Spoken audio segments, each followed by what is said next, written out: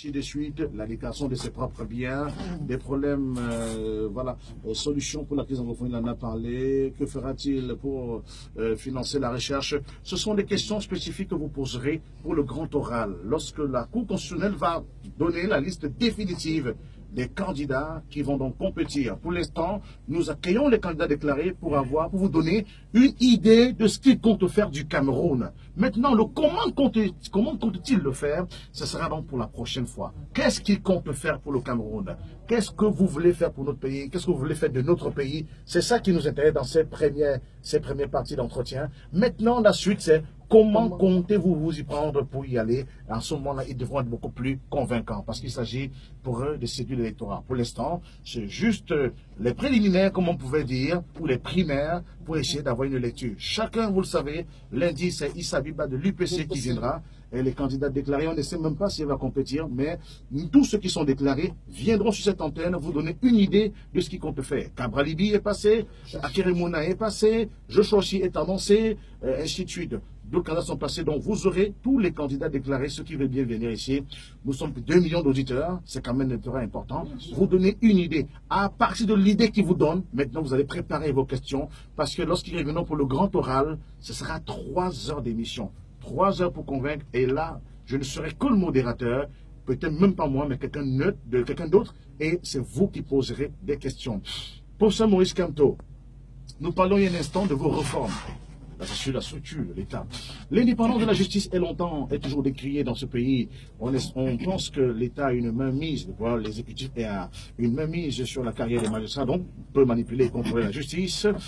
On a vu le cas de la CPI qui n'est pas complètement différent, mais il y a également que dans un État de droit, il faut une justice complètement indépendante. Est-ce que ça existe ou c'est une utopie? Alors, comment comptez-vous y prendre? Comment comptez-vous faire? Qu'allez-vous faire, vous, en tant que juriste, pour donner à la justice toute sa place dans la société et donner à chacun une égalité devant la loi?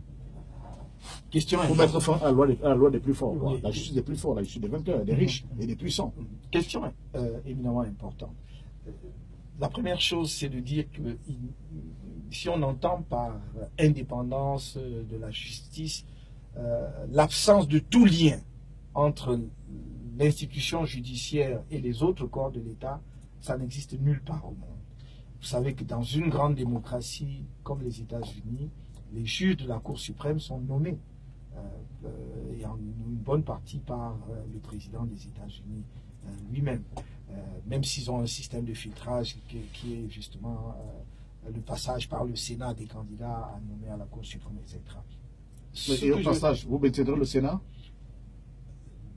Oui, si on a la réforme de l'État que l'on veut avoir, il faut le Sénat à ce moment-là, parce que, vous savez, le Sénat dans la Constitution de 1996 avait un sens, dès lors qu'on parlait de la régionalisation de l'État. Parce que, au fond, pourquoi est-ce que nous critiquons le Sénat actuel? Et que, d'ailleurs, pour des raisons évidentes, nous ne nous sommes jamais présentés aux élections sénatoriales, c'est que le Sénat, à l'heure actuelle, ne représente rien. Le Sénat est élu par les conseillers municipaux. C'est contraire à l'esprit de la Constitution, pas à la lettre, parce que la révision constitutionnelle de 2008 avait astucieusement dit qu'en attendant la mise en place, vous savez, de la formule camerounaise, en attendant la mise en place des régions, les sénateurs peuvent être élus par les conseillers municipaux. Donc, il n'y a pas de violation de la loi, mais l'esprit de la Constitution voulait que le Sénat soit la chambre de représentants des régions. Si demain nous faisons un État vraiment collectivité décentralisée, régionalisée, avec vraiment une autonomie régionale, ou un État fédéral avec des entités fédérées, il faudra un Sénat, parce que le Sénat représentera non pas les individus de la population, c'est l'Assemblée nationale qui le fait, mais les régions ou les collectivités fédérales. Donc je crois que le Sénat, dans tous les cas, puisque nous allons vers la réforme de l'État pour donner plus d'aération dans notre État, le Sénat aura sa raison d'être. Maintenant, je disais à propos de la justice qu'il faut réformer la justice, et une des institutions à réformer absolument, c'est le Conseil supérieur de la magistrature. Il y a une mainmise totale de l'exécutif sur le Conseil supérieur de la magistrature.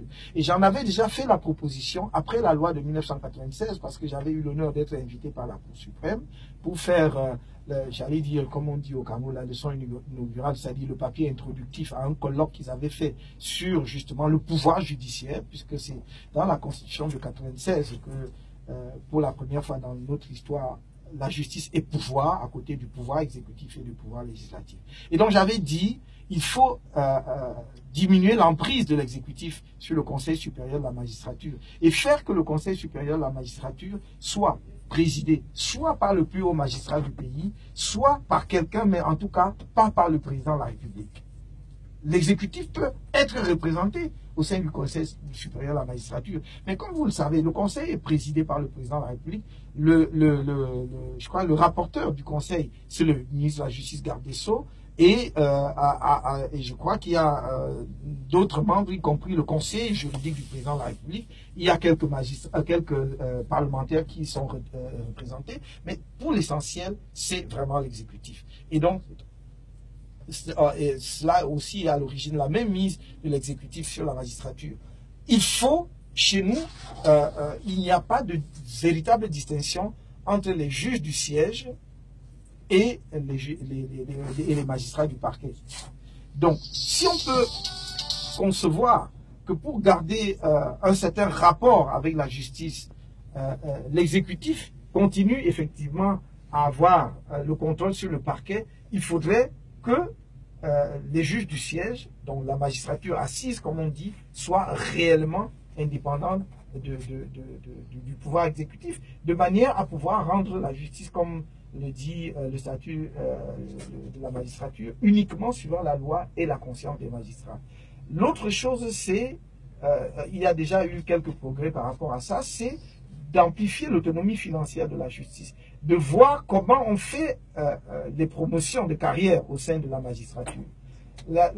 L'autre chose, à mon avis, pour renforcer la réforme du système judiciaire camerounais et surtout diminuer l'ampleur de la corruption que l'on dénonce, hein, c'est pas moi qui le dis, vous prendrez les rapports de la CONAC et d'autres organismes internationaux, on dira que la magistrature, comme d'ailleurs divers autres corps de l'État camerounais, sont assez corrompus. Je pense qu'il y a d'excellents et de bons magistrats intègres dans notre magistrature. Malheureusement, ce ne sont pas ceux qui sont à la tête des institutions de la magistrature, c'est-à-dire que ce soit à la Cour suprême ou à la tête des cours d'appel ou des principaux tribunaux de grande instance. Je pense qu'il faut effectivement retrouver ceux-là, comme il faudra les retrouver dans la fonction publique, comme il faudra les retrouver dans la police, pour les mettre en capacité de servir leur pays avec leurs compétences. Il y a un point que vous avez soulevé qui est extrêmement important, c'est à propos de la lutte contre la corruption et la déclaration des biens et avoirs. J'ai dit, je le répète ici pour vos auditeurs, que dès 2006, c'est quand même, on parlait tout à l'heure de ce que nous avons fait au ministère de la Justice, c'est une des choses que nous avons faites. Nous avons élaboré le projet de loi qui est devenu dans la loi de 2006 sur la déclaration de biens et avoirs, qui est donc la loi d'application de l'article 66 de la Constitution. Tout ce qui reste, c'est de mettre en place le comité devant lequel on fait la déclaration. Et ça, c'est un acte de l'exécutif, c'est un décret. Ce décret, nous l'avions préparé, il existe, mais il n'a jamais été signé. J'ai pris l'engagement que ce sera le premier texte que je signerai. Pourquoi? Parce que moi-même, je tiens à déclarer mes biens et avoirs avant de commencer à exercer. Je veux que les Camerounais sachent quelle est ma fortune, si j'en ai une, à quoi ils peuvent s'attendre lorsque je vais quitter justement mes fonctions. Ils pourront donc faire la comparaison entre ce que j'avais au moment où je suis entré en fonction et au moment où je pars, à partir de ce qui est considéré comme les revenus, comme pouvant être les revenus officiels d'un chef d'État, parce que ça doit se savoir aussi. Donc, moi, je pense que c'est une nécessité, parce que si tous ceux qui sont cités dans la Constitution et dans la loi de 2006 déclarent leurs biens et avoirs, je crois que ce sera déjà un début important de lutte contre la corruption. Vous n'aurez pas un fonctionnaire qui va venir vous dire que c'est parce qu'il est, je sais pas moi, vendeur de cacao qu'il est devenu multimilliardaire. On dira, vous êtes fonctionnaire, à telle position, voici votre salaire mensuel. Même en cumulant avec tous les avantages et intérêts, vous pouvez espérer à ceci. Alors, si vous avez 10 fois plus, il faut que vous nous expliquiez, il y a un problème, il y a un problème quelque part. Et donc, ça, c'est important. C'est, à mon avis, le premier pas de la lutte contre la corruption. Les autres mesures... Et la justice sociale? Juste sur je termine sur la lutte contre la corruption. Vous voyez que maintenant, il y a, on peut dire globalement, 3 organismes principaux de lutte contre la corruption. Il y a la CONAC, il y a la NIF, c'est-à-dire l'Agence nationale d'investigation financière, et le ministère chargé du contrôle supérieur de l'État.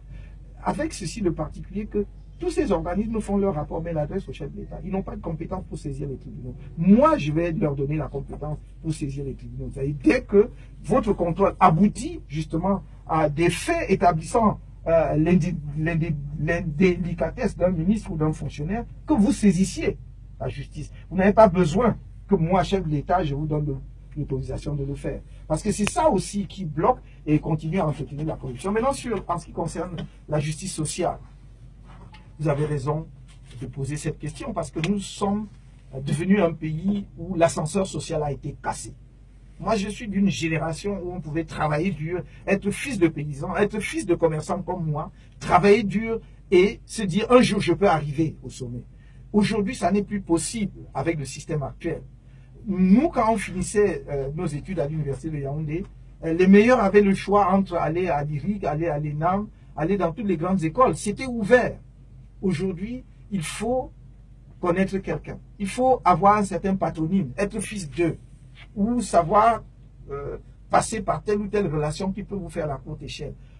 Ça n'est pas possible. Parce qu'un pays où l'ascenseur social est cassé va atterrir mal. Vous savez très bien, comme moi, que lorsque l'ascenseur se casse, la chute est catastrophique. Pourquoi? Parce que les jeunes frustrés et sans perspective vont un jour nous le rappeler de façon violente, de façon bruyante. Et nous n'avons pas besoin de construire une telle société. Qu'est-ce qu'il faut faire? Il faut cesser de faire ce que je vois. Vous avez parlé de l'équilibre régional. De faire que les concours, ou même cet équilibre-là, soit des prétextes pour prendre les enfants des mêmes. Si, la formule que nous proposons, sans nier le fait qu'il y a des disparités au Cameroun, et que si nous disons simplement la méritocratie à 100%, il y a des régions malgré tout qui ne seront jamais représentées dans les structures d'État et de la fonction publique. Nous devons être réalistes et être au contact de notre pays. Parce que l'effort qui devait être fait au cours des 30 ou 40 dernières années pour amener les régions sous-scolarisées au même niveau n'a pas été fait. Et donc nous devons acter le fait qu'il y a encore un déséquilibre et que ce travail doit être fait. Mais comme je le dis, par parenthèse, pour moi, ce n'est pas à vie. Nous pouvons dire comme pays qu'en 10, 15, 20 ans, nous allons amener ces régions au même niveau et à ce moment-là, on pourra instaurer la méritocratie. Mais pour l'instant, ce n'est pas le cas. Et donc, je dis, pour moi, si on peut décider que si nous faisons un concours, par exemple, un concours administratif, nous disons 50% au mérite. Les 50 premiers, si c'est 100 places, 50 premiers au mérite, d'où qu'ils viennent.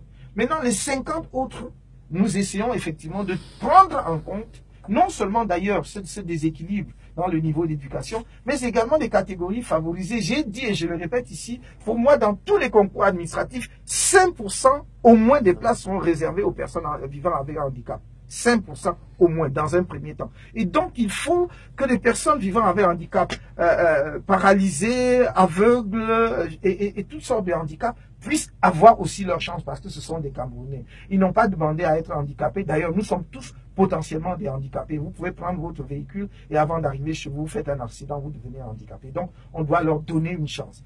Voilà comment, effectivement, nous entendons donner une chance à tous. Mais je ne peux pas ne pas vous dire que nous devons remettre l'accent sur l'éducation. Je viens d'une tournée dans les régions, oui, de l'extrême nord et du nord. Et ce que j'ai vu n'est pas brillant. Je n'ai même plus le courage de décrire cela parce que vous êtes un média suivi en dehors du Cameroun, parce que quelquefois, je me suis dit, mais enfin, ça fait honte non pas seulement à ceux qui dirigent et qui mettent notre pays dans cette situation, mais ça fait honte à nous-mêmes tous Camerounais. Parce que ça n'est pas normal. Ça n'est pas normal, mes chers amis, qu'on puisse voir au Cameroun, j'ai vu de mes yeux, et c'est pour cela que j'aurais jamais cru si on me racontait, en 2018 au Cameroun, il y a des Camerounais qui attendent qu'il pleuve pour qu'il y ait des flaques d'eau. Il y a des flaques d'eau pour qu'ils aient de l'eau à boire, qu'ils boivent dedans. Mais s'ils ne buvaient que ça, ce serait encore déjà pas acceptable, mais parce qu'ils boivent des flaques d'eau. Je vous ai vu, j'ai vu les Camerounais boire dans une flaque d'eau de pluie, dans laquelle on venait de laver des bêtes, des animaux. Je le dis, et ça, c'est insupportable. Ne serait-ce que pour cela, je me battrai jusqu'au bout, aujourd'hui et demain, jusqu'à mon dernier souffle. On ne peut pas vivre avec ça. On ne peut pas voir ça et aller dormir tranquille dans un pays comme le nôtre, aussi riche que le nôtre. Donc, ça, nous allons combattre. on peut rendre l'eau disponible à ces populations. Je suis allé inaugurer un forage d'eau que nous avons offert à la population du village de Glouglou. C'est dans l'arrondissement de Doukoula. Je parle de dire c'est le village de telle ou telle personnalité. Et il ne s'agit pas de régler des comptes ici, il s'agit de régler les problèmes du Cameroun. Et j'ai été touché, bouleversé au plus profond de moi quand le groupe de mamans chantants qui sont venus nous accueillir lorsqu'on inaugurait le forage, on dit, vous voyez, depuis nous n'avions jamais eu d'eau propre, vous voyez, nous aussi on est propre. C'était émouvant, vous voyez, c'est pathétique. Et donc c'est ça notre pays. Nous ne pouvons pas faire la politique en nous contentant simplement de profiter du micro que nous tend Radio Balafon. Nous devons aller sur le terrain et toucher la réalité du doigt. Et je voudrais que ceux qui prétendent diriger le Cameroun demain, à commencer par le candidat du RDPC, par le candidat, le président sortant, qu'il aille là où nous sommes allés, qu'il aille à Poli pour se rendre compte qu'il n'y a pas de route entre Poli et Gawa. Poli qui est le chef du département de Faro depuis l'indépendance, que c'est une route absolument impraticable. Pourtant, quelle merveille! Lorsque vous avez franchi cette montagne, à partir de laquelle vous descendez pour tomber dans la plaine de Policé, à couper le souffle, vous dites que le Cameroun est beau, mais vous n'avez rien vu. C'est juste exceptionnel comme pays. Parce que si vous allez faire un parcours pédestre là-bas, tous les touristes du monde voudraient le faire parce qu'il y a une chaîne de montagnes qui, justement, vient clore cette plaine absolument incroyable au fond. Et donc, voilà notre pays aussi riche, aussi beau, mais justement qui est dans l'état dont je viens de vous parler. Donc que chacun aille voir. Et moi, je vais continuer à aller vers les Camerounais parce que c'est eux qui importent à mes yeux. Je voudrais demain, président de la République, mettre en avant tous ceux qu'on ne voit pas. Ces pauvres-là. Parce que c'est eux qui tiennent ce pays. C'est 70% des Camerounais qui se lèvent au petit matin, qui travaillent. Je peux vous dire que dans l'extrême nord, vous ne trouvez pas un centimètre carré qui ne soit pas cultivé, labouré. Ce sont des populations travailleuses. Mais à quoi ressemblent-elles? Elles sont complètement, j'allais dire, sous un système féodal, sous la pression, les menaces, les intimidations. Quand ils disent qu'ils votent pour le MRC ou quand ils viennent voir, écoutez seulement le dirigeant du MRC, qu'est-ce qu'on fait? On leur arrache leurs champs, on les chasse du village, on leur prend leur propriété. Je dis ici à votre micro, et si quelqu'un peut penser qu'il peut aller, et parce que nous pouvons donner les faits, nous pouvons donner les noms. Ça, c'est la réalité dans notre pays. Et c'est pour cela que la bataille à venir sera une bataille cruciale parce que nous n'accepterons pas que l'on continue de brimer nos populations et qu'on les empêche d'exercer leur choix libre. Nous serons à leur côté, croyez-moi. Le Cameroun ne se limite pas à Yaoundé et à Douala. Le Cameroun, c'est plus vaste que ça. Le Cameroun, c'est 25 millions d'habitants. Et moi, je n'accepterai pas que l'on continue justement de maintenir des Camerounais en esclavage parce qu'on veut continuer effectivement à préserver ces privilèges. C'est cette population-là qui compte à mes yeux. Je sais ce que c'est que se lever à 4 h du matin, aller au champ. Moi, je n'ai pas découvert ça à travers la vitre de mon véhicule.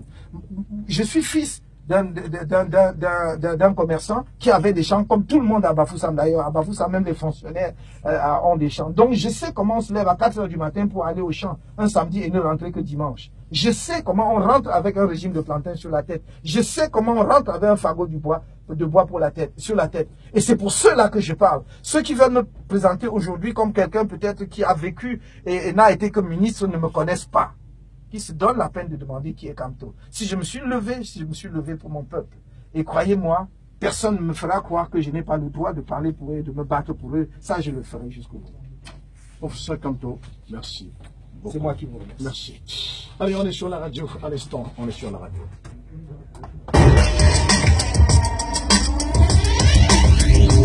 L'Union camerounaise de brasserie revient aux côtés des parents, vous le savez. Le programme Quality Back to School soutient les parents et les enseignants, tous ceux qui prennent soin de ceux qui ont soif d'apprendre depuis le 16 juillet 2018. Et comme chaque